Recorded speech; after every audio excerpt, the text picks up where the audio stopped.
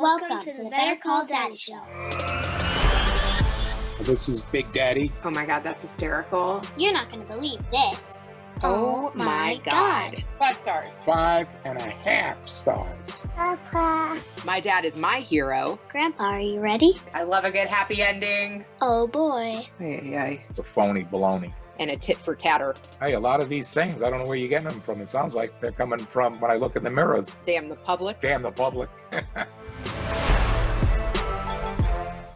I've got a Mr. Rock musician in the house. I actually find it interesting that my show has attracted some rockers.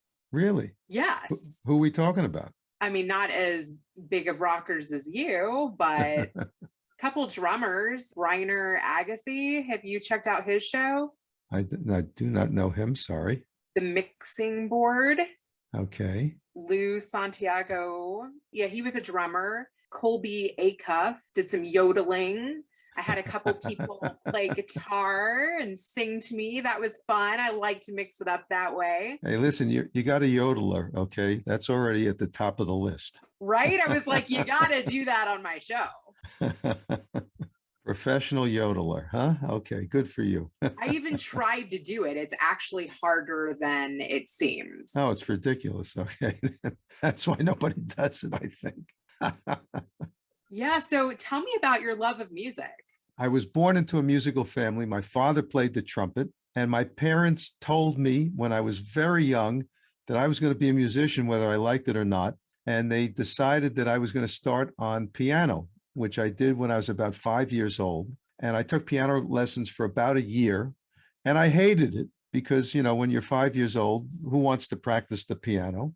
I didn't appreciate any of this stuff. And my parents then said to me, okay, you don't have to play piano, but you have to play something else. So what else do you want to play? So I picked the trumpet because that's what my father played.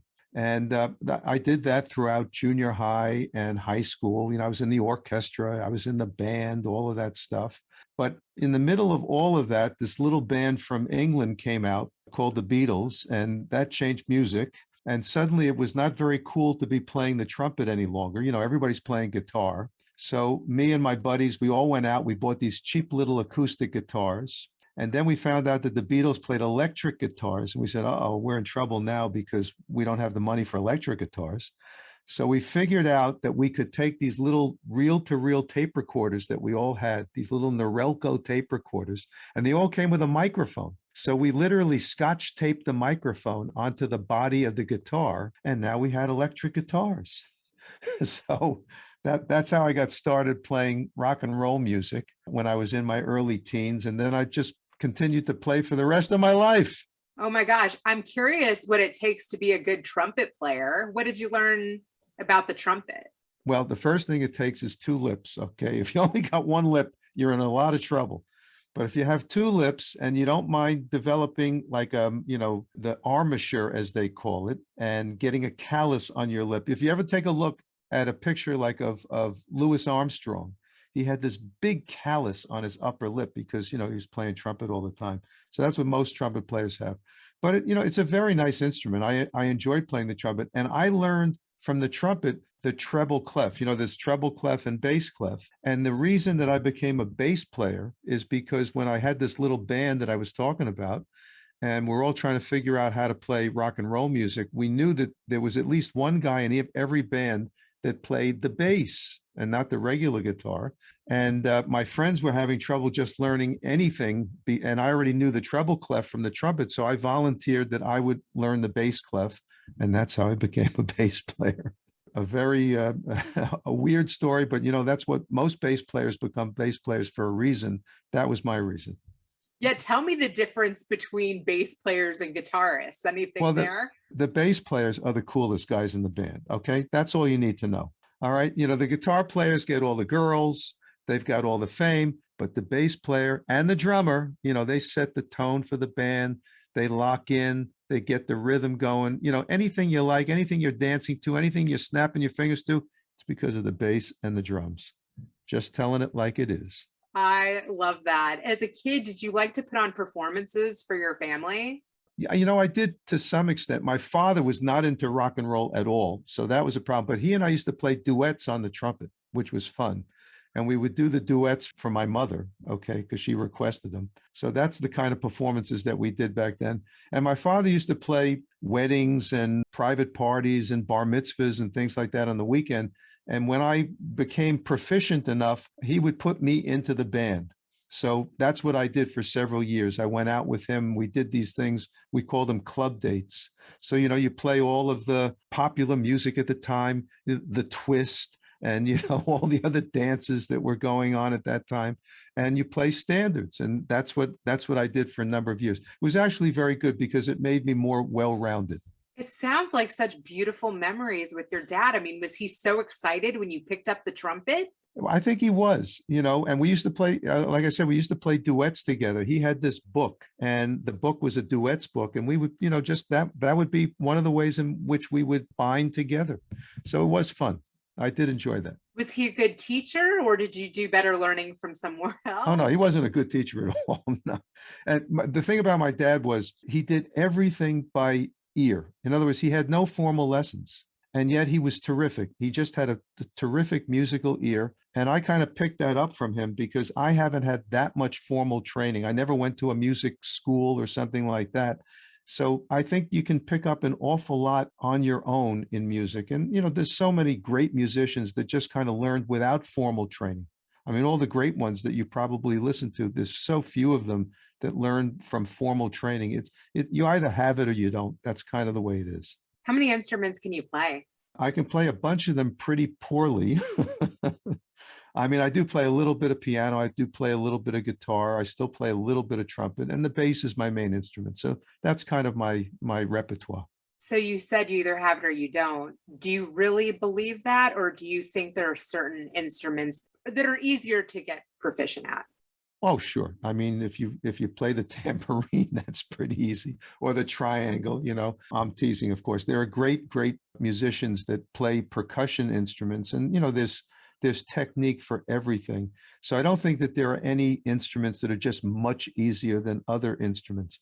But one thing I always recommend to people when they talk about their kids and, what instrument should they start their kids on? And I say, well, do you want your kids to go to a good college? And they always say, yes. I said, well, then teach them how to play the oboe or the French horn, because, you always have room in the band or the orchestra in colleges for a really good oboe or French horn player, because not that many kids go for those things. So if you want your kid to get into Harvard, forget about studying, play the oboe. Wow, that's interesting. I also took piano and didn't want to practice or really take it seriously. And I went to a youth performing arts school. So I think that I should have, because the singers who knew how to sight read music and knew how to play piano definitely had an advantage. Do you wish that you would have paid more attention to the piano? Sure.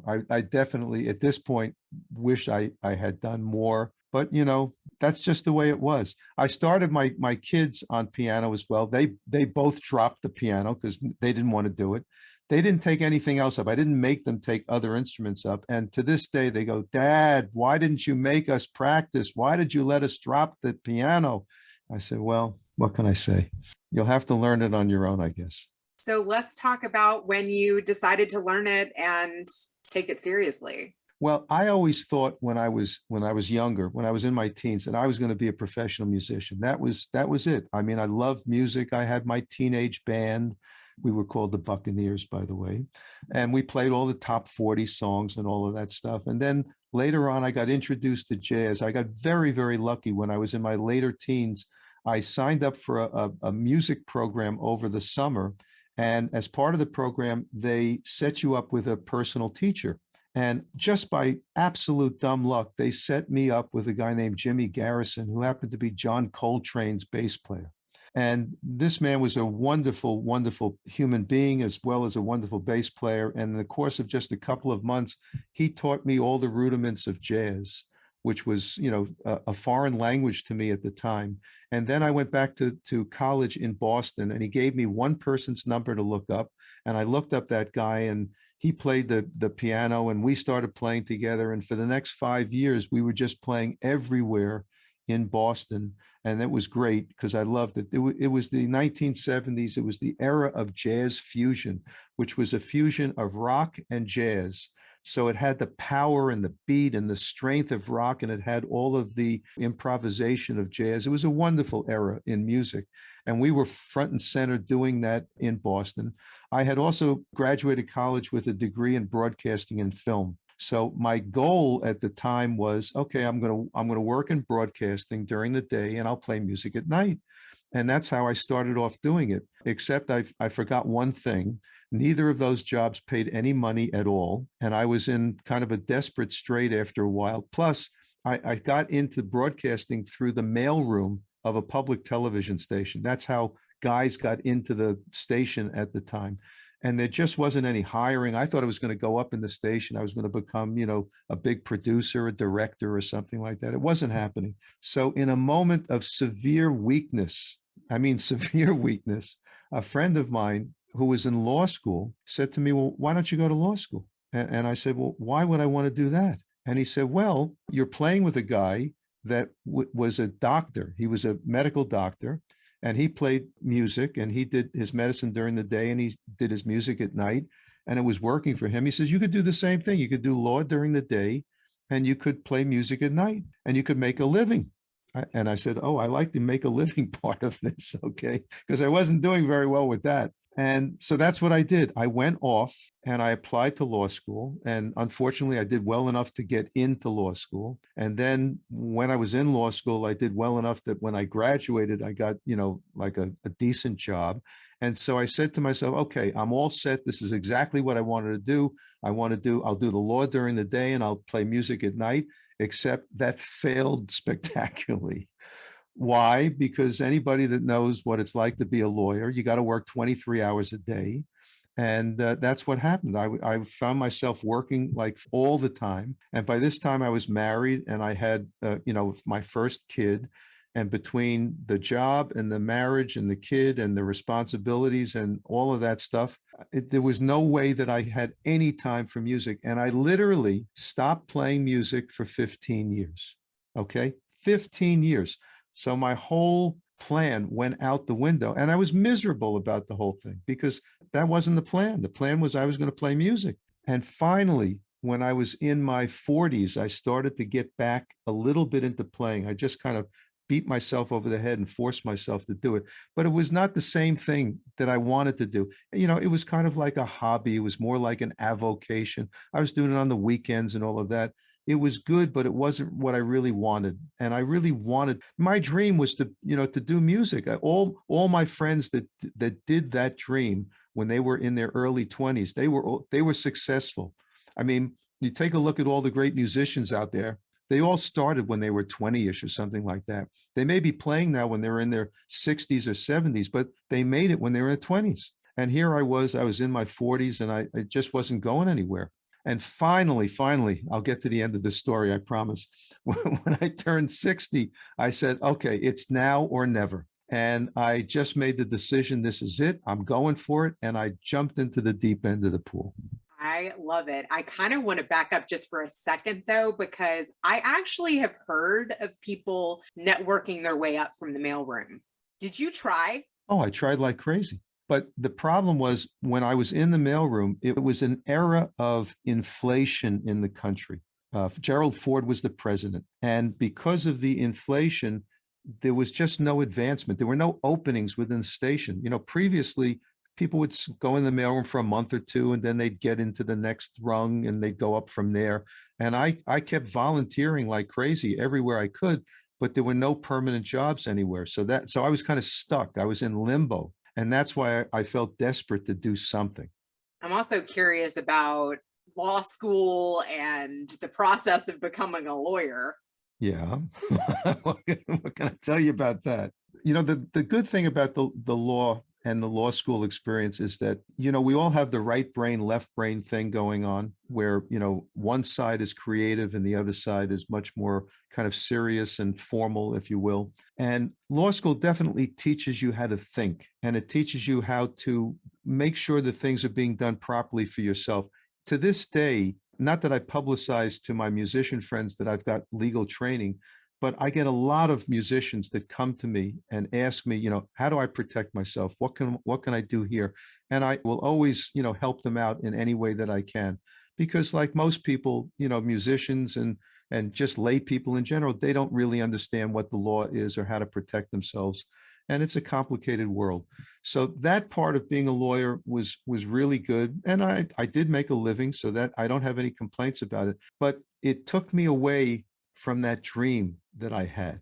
And it was almost like, if you remember the Back to the Future movies where Michael J. Fox was looking at the photograph of his family, and there were parts in the movie where the photograph was fading because he wasn't getting closer to the end result that he wanted.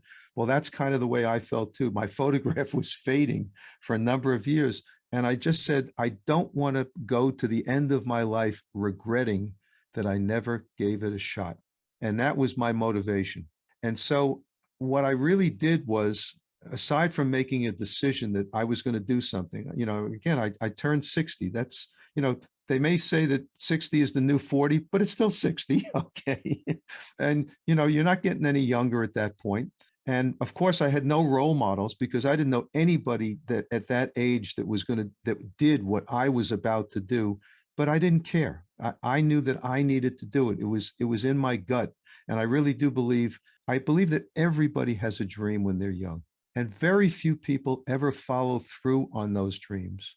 Why? Because life gets in the way. You start out down a certain path, and if you're lucky enough, you stay on that path. But so many people get off that path just because things happen. They fall into a job, they have an obligation, they get married, they have kids, all the things that happened to me. And I took the position that I didn't want to regret not having tried it. So I jumped in and I made up an action plan. That was the key. Okay. Because I said to myself, if I start from ground zero and I just say, this is what I want to do, that's very intimidating. How do you do that? But if you make up a plan that says, okay, I got to get from point A to point B, and then I've got to get from point B to point C, you do it in baby steps. Well, then it becomes much more manageable. And that's what I did. I wrote down literally on a napkin the first 5 or 10 steps that I needed to take as a musician. I had to start writing music again. I had to put a band together. I had to, practice a little bit more. I had to decide what we were going to play, all the different things that go into that particular profession. And slowly but surely, that's what happened. I actually used Craigslist. I put together kind of a mass audition, and I got about 30 people that came down for the audition. And from that 30-person audition, I was able to put together the beginning parts of my band, which is called Project Grand Slam. And over the course of time, we just started to practice, play more, get better gigs, record. And, here we are. I'm 6 years into this. And I'm so proud to say that I've got 10 albums, including a Billboard #1. I've got 4 or 5 million video views. I've got another million plus Spotify streams. I've got 50,000 Facebook fans. I've played festivals and concerts all around the world. I've opened up for great artists like Edgar Winter and Blues Traveler, Mindy Abair, Boney James. It's been just a wonderful, wonderful ride. And I attribute it all to the fact that I set out and I said to myself, you're never too old and it's never too late to follow your dream. And that's become my mantra. Do you still have the napkin? I should have saved it. You're right. I don't have the napkin. But if anybody wants to buy it from me, I'll recreate the napkin. I'm teasing, of course. No, that would have been pretty cool if I had saved the napkin. That would have been smart. I'm also wondering, were you rusty? And what was it like picking up the instrument? Well, certainly when I came back to it in my 40s, I was rusty as could be. But, the way I came back to this, it's a kind of fun story. I live in New York City.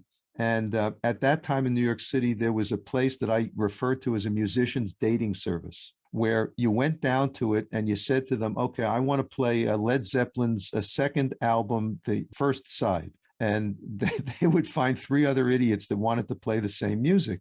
And then they'd throw you into a rehearsal room. They had all the amplifiers and all the instruments, and you knock around, make noise, make music. And it was from that start that I got back into playing again, because I started to find people to play with, and we started to play better and more sophisticated music. And then I found out that a friend of mine from growing up had a recording studio, and I reconnected with him and I recorded my first album, things like that. And then, I put a band together and we went out we started to play all the clubs and we played a few festivals. But this was, again, the part of my life where it was an avocation. It wasn't really a full-time thing. It was only later on that I decided this is it. This is what I want to do. Have you had any tears along the way? Oh my God, of course. I make it seem like it all worked out perfectly, but that's not the way life goes. I describe it as you take one step forward, two steps back, and three steps sideways. We played more gigs than I care to remember, where it was basically a private concert for the bartender and the waitress. But I said to myself, even during those times, okay, it's like we're getting paid a little bit of money, and I mean just a little bit, to have a rehearsal. And that's what it turns out to be. I think everybody in every profession goes through those kinds of things. You just have to say to yourself, okay, that's the way it is. I got to go forward. I got to do something. I learned a lesson a long, long time ago, right? I was one of the 10 million people that went to Woodstock, okay, or that claimed to have been to Woodstock. And the week before Woodstock, I was actually playing music up in the Catskill Mountains in New York. I was in the show band at one of the hotels there. And it was a great job for the summer, I'll tell you that. But somebody invited me to go hear a band that I had not heard of at the time at a bungalow colony. Now, bungalow colony is like 3 steps down from a motel, okay? It's just a bunch of little houses where people spend the summer, okay? And I go to this bungalow colony, and there's a band that's playing in a trailer. And the name of the band is Jethro Tull, okay, which was only one of the greatest bands of the 1970s. And they put on a concert for about 6 of us in this trailer for 2 hours, as if they had played Madison Square Garden or Woodstock. Didn't make a difference. They were going to play their set, their music, as if they were playing to 100,000 people. And I never forgot that. So for me, even if I'm playing, a gig before 6 people or 10 people or 1 person or 10,000 people, it doesn't make a difference. You put out 110% effort all the time. Yeah. Were there moments where you're like, I'm on to something? Oh, yeah. The moment that I knew that this had succeeded was in 2018. We got invited to play a couple of festivals in Europe. And the first one was in Norway. And it was a great festival. And we flew from Norway to Serbia. And I promise you, it's not a direct flight, okay? It's about an 8-hour odyssey through 12 different countries to get there. And we landed at midnight, and then we had to do an 8-hour van ride to get to the place where the concert was going to be. But we were invited to play at a festival in Serbia called the Nisville Jazz Festival. And we went on stage. We had barely slept at all. And in the audience, there were 20,000 people. And they had no idea who we were. We were there from the United States. They barely spoke English, probably. But within the span of 1 hour, we got a standing ovation. We had them in the palm of our hand. When I left the stage, there was a whole line of people waiting to take our photograph, get our autograph, etc. They handed me a DVD of the performance, which became an album of ours, which is called Greetings from Serbia. It was a wonderful experience. It just showed me like we had made it. That was my moment. Wow. That's pretty impressive. So now what's the dream?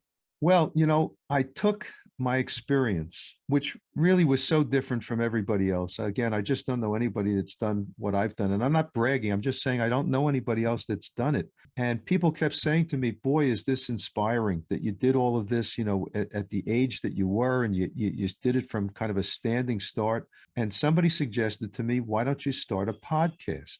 And, I said to myself, that's an interesting idea. I didn't know much about podcasts at the time. This was only about 6 months ago. And the problem that I had with music up until then is, the music industry has changed dramatically. It used to be, albums, and then it went to, CDs and downloading. All of that's gone. Everything now is streaming.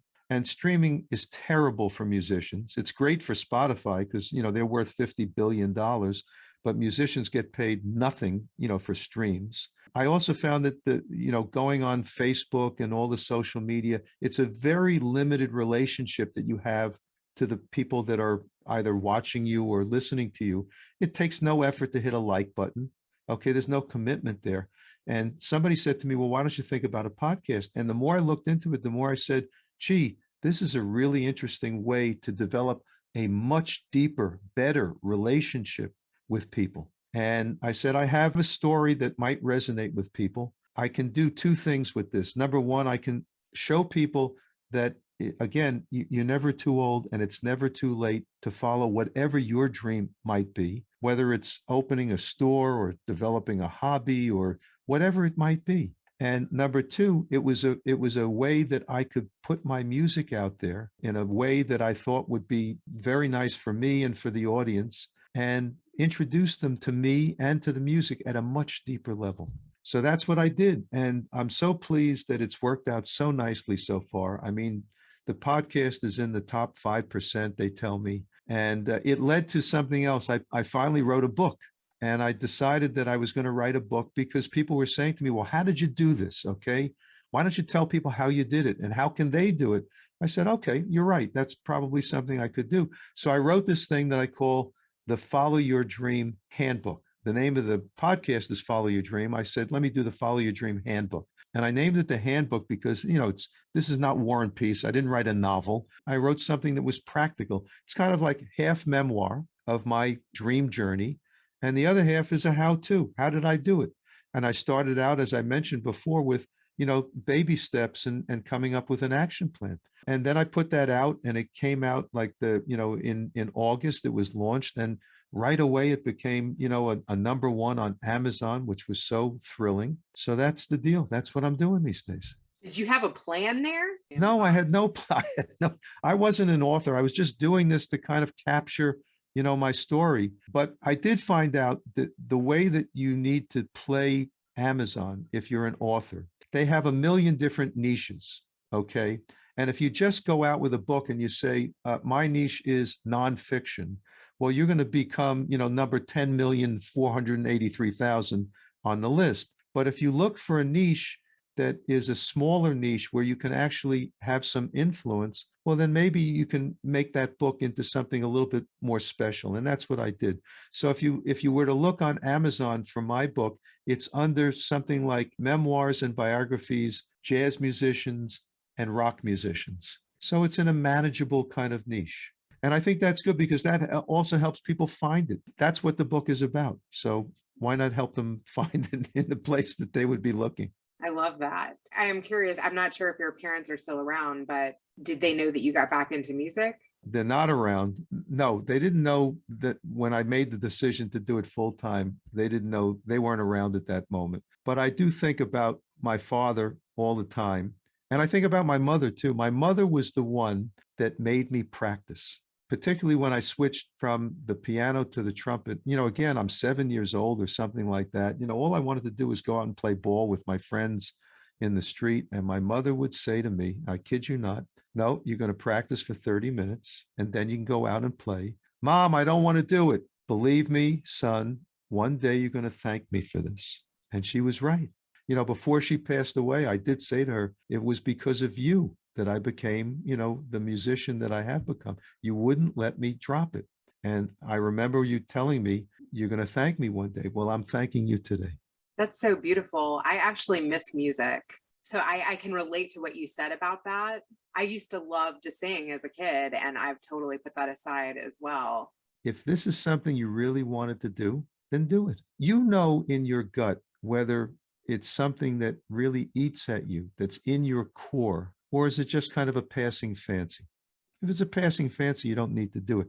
But if it's in there, if it's wrapped up in your stomach, your gut, which is where I think you feel and you know when something is right or wrong. Where do you know it? You know it in your gut. You can intellectualize it all you want in your brain, but you kind of know it in your gut, whether you're telling yourself the truth or not. And if you have one of those dreams or one of those aspirations that's rolling around in your stomach, I think you have to do it. You just have to get, and it's the act of trying that to me is what it's all about. People say to me, well, what if you weren't successful? I said, well, look, I'm not the Rolling Stones. I'm not playing, stadiums for 100 million people, but I'm successful at the level that I aspire to. In fact, I'm successful at a level that I never thought I would get to. but it wasn't about success. The old saw about it's the journey, not the destination. That's true. I think that if you do what you always wanted to do deep down and you give yourself that chance, that's where the satisfaction is. That's where the good feeling is. If you happen to succeed as well, it's like icing on the cake. But not every dream is going to succeed. Okay. And people said to me when I decided to do this full time, you're crazy, you're way past your prime, no one's going to listen to your music, you don't play what's happening today. I said, you're right. All of those things are correct. But my guess is that there was a market for people that like the kind of music that I was playing, and I'll find those people. It's one of the good things about social media. You can actually find these niches that you couldn't find in the old days before social media.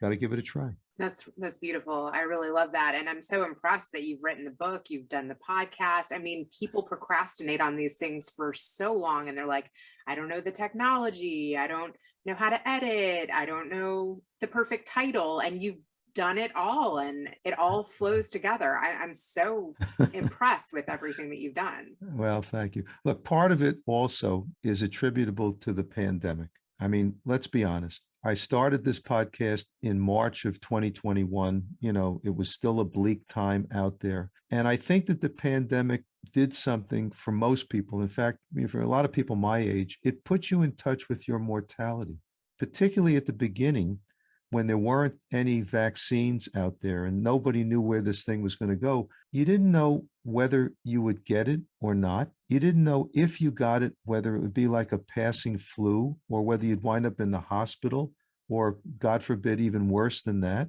It made people, I think, pause and say to themselves, okay, I'm no longer going into an office. My life has changed. Like we're all on pause. What do I really want to do with my life? Am I happy? This is an excellent time for me to kind of reevaluate where I'm going and just kind of reaffirm if I'm on the right path. And if I'm not, get on the right path. And that's what happened with me too. I'm curious about if you've thought about licensing your music. Oh, sure. I mean, my music is out there. It can be purchased and it can be licensed, all of that. I've got a store as part of our website, all the usual things that musicians do. I haven't tried to do things like put the music on TV shows or in the movies yet. That's a whole separate area. I'm more interested at the moment in writing music and recording it and playing it live with my band. I've written a lot of songs at this point, probably over 100. And people ask me, well, what is it like? And I said, if you have children, then you know exactly what it's like. Each one is like another child. And for me, because of the way that I've arranged things, my band is they're all wonderful musicians, much better musicians than me. And all of my band members have a couple of things in common. Number one, they're much younger. Number two, and I wanted that. I wanted to surround myself with their talent and their youth and their vitality. Okay. And that's what I get from them. Also, they're all from other countries. They've all come to the United States to make their mark. So right now in the band, I have people from Mexico, from Venezuela, from Puerto Rico, from Canada. It's a real melting pot. What that does is it allows them to bring forth their culture and their background, and we infuse all of that in the music. So I call the music that we do in the band a fusion of jazz, rock, and Latin, because those are the three major influences. But I pride myself on the fact that my songs are all diverse. There are artists out there, and I'm not going to name names, that basically write and play the same song over and over and over again. Look, they have wonderful audiences and they're very successful, and I wish them well, but that wasn't for me. I wanted to be as diverse as possible because I always admired artists that were diverse. What I do in part to foster that is I come in with my new songs and I only come in with a sketch. I never come in with a full outline, and I never tell my musicians, play this or play that. And what happens is we give birth to the song together. And it's such an organic process because sometimes these songs turn out different than I envisioned them because they're bringing their talent and their perspective to things in a different way than I might have seen it. I think that that's great. That's the way that a band really functions as a single unit, when everybody is bringing together their talent and trying to make something, special. And that's what we got. Is there anybody who you would love to collaborate with? Oh my God, the list is legion. I'm a gigantic fan. If there was one era which was my era, it was kind of like the British invasion era of the 60s. I mean, that's when I came of age musically. And my homage to that era is that on every album that we've done since I put the band together, I take at least one iconic song from that era and I reimagine it completely in our style. So I've done that for bands as diverse as the Beatles, the Kinks, the Who, Cream, Jimi Hendrix. Those were the people that I admired so much growing up. And one of the great byproducts of doing the podcast is that I've been able to meet musicians as guests that were my heroes growing up. I mean, I've had a stellar list of musicians on the podcast that sometimes I kind of, knock my head to make sure I'm really doing this. I mean, everybody from Mark Stein of the Vanilla Fudge, Mark Farner of Grand Funk Railroad, Jeff Lorber, Nathan East, who's Eric Clapton's bass player. I mean, I could go on and on and on. These are wonderful, wonderful musicians. And I have so much fun talking with them because I can talk to them as a peer. I'm not like a 20-year-old kid talking to somebody that doesn't have the same experiences. And then I do something on the podcast that I think is pretty unique and that I love. I do this thing that I call a song fest, where I say to them, look, let's pick out 3 or 4 of your favorite songs, your best songs, and let's play them underneath and let's talk about them. Let's tell everybody what the backstory is, the underneath that nobody really knows. And let's just have fun with it. And you know what? They all love doing that. And I love doing it too. That's where it's at. Can we do any of that here tonight? Is there anything that you can put underneath this? Well, I sent you a song. You want to tell everybody what the name of the song is? Baby. My Baby. So I during the pandemic, I wrote and produced and recorded 2 albums, okay, during the pandemic. And it was totally different than any of the other albums that I had done because I couldn't practice, I couldn't rehearse with the band. We couldn't record together. And yet I was writing music and I said, okay, what am I going to do? Because I got to do something. And at first we decided we'll put out videos of some of the songs we recorded because we recorded an album that was released literally a month before the world closed down, called East Side Sessions. And it was a really great album. And we released 4 videos of songs from that album, and that was great. But then I said, okay, I've got all these new songs. I'm going to record them. I was able to get some of the guys in the band. And what we used to do was go into the rehearsal studio. We'd rehearse like crazy. Then we'd go into the recording studio and we'd record all together. So I think that's the way organically you get the best sound from my music. But we couldn't do that. So here we were, I'm recording one part and I'm emailing it to one of the guys and he's emailing back his part. We're assembling it like a Frankenstein. And anyway, I started to write songs and they were very different songs. And I decided they were very personal songs. And I decided I was going to sing these songs. Talk about a dream. Okay. I don't have a great singing voice, but I always wanted to sing. Okay. And I do harmony and background and all of that stuff. But I said to myself, all right, I'm going to take my shot. And the first album, which I called Summer of Love 2020, during the pandemic, I sang all the songs. And I was like holding my ears because I was thinking the blowback from that was going to be horrendous from all the critics. And to my great surprise, it was just the opposite. They all loved the songs. They liked or they didn't dislike my singing on the songs. And that worked out. So I did a second album called Miller Rocks. This is again during the pandemic. I did something much closer to my rock and roll roots. And I wrote again all the songs and I sang all the songs. Well, one of the songs on that album, Miller Rocks, is called My Baby.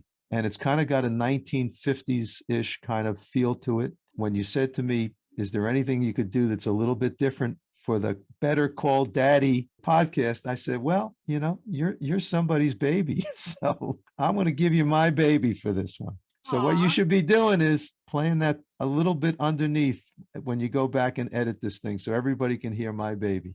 Oh, I love that. I have 4 little babies.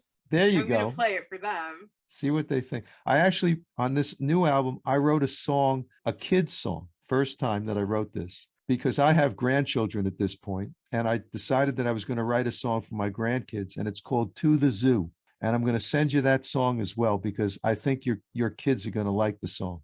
It's all about an imaginary visit to the zoo. Oh, that's great. I actually haven't even gotten to take my youngest to the zoo because we've been hanging out at home for the last 18 months.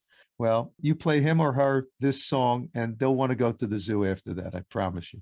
That's so much fun. Wow. I can't believe you've written 100 songs, and to really think about the inspiration for what gets you to write a song. That's very interesting. You know, everybody's got a different way of writing. I have kind of a very odd way of writing. First of all, I write the music first. I never write the lyrics first.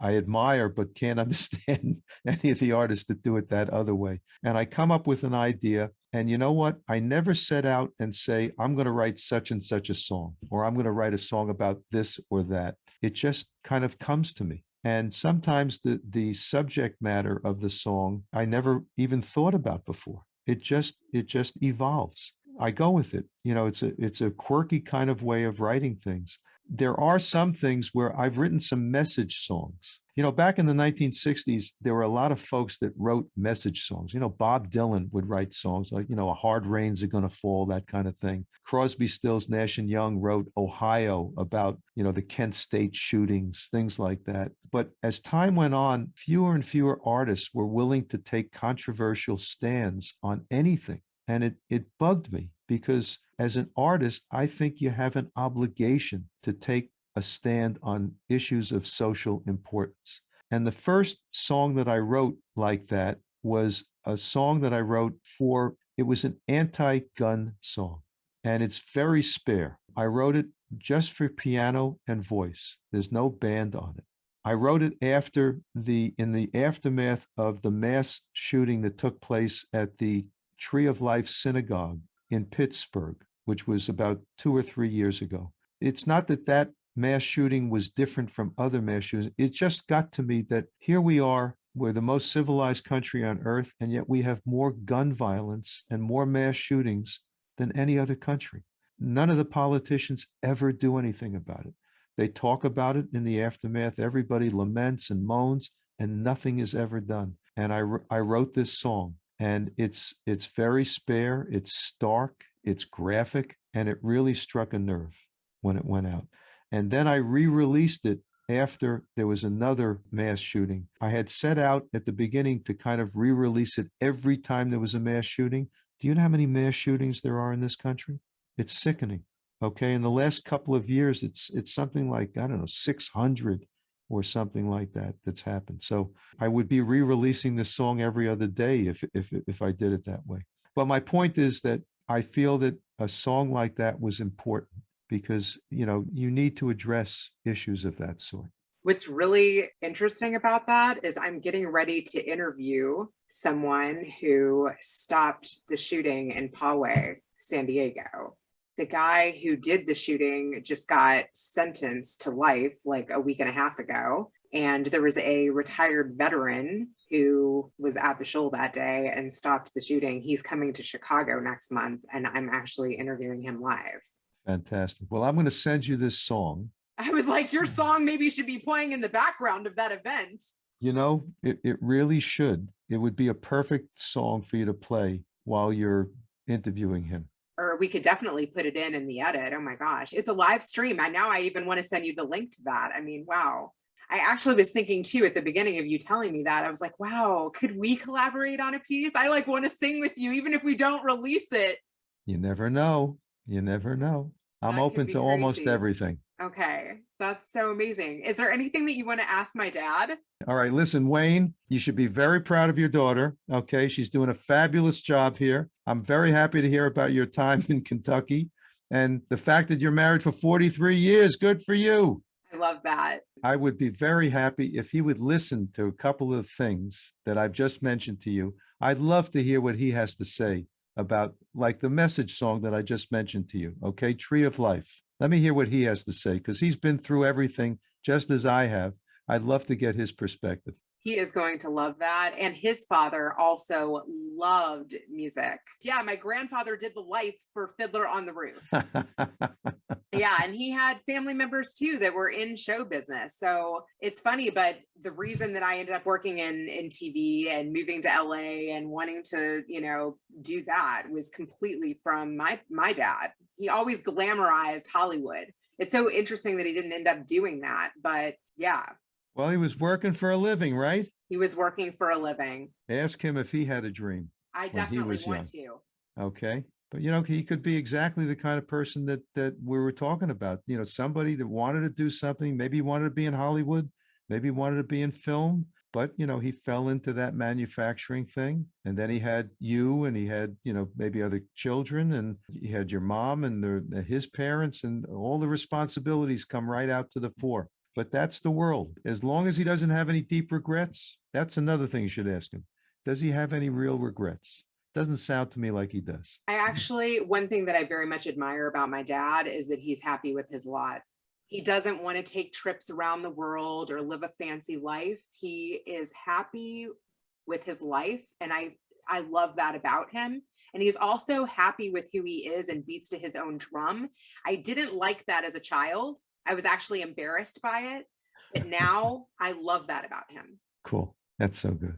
Well, this has been an absolute pleasure. Same here. Thanks so much, Rena. You're a charming lady.